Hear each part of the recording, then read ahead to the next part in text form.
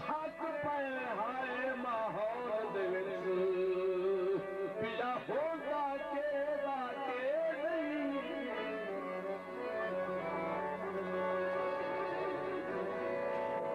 मेरा छेड़ी अर्ज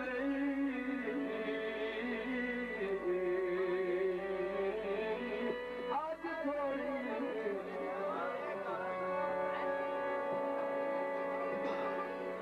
तोड़ी तेनू आखी अल्फू बेरी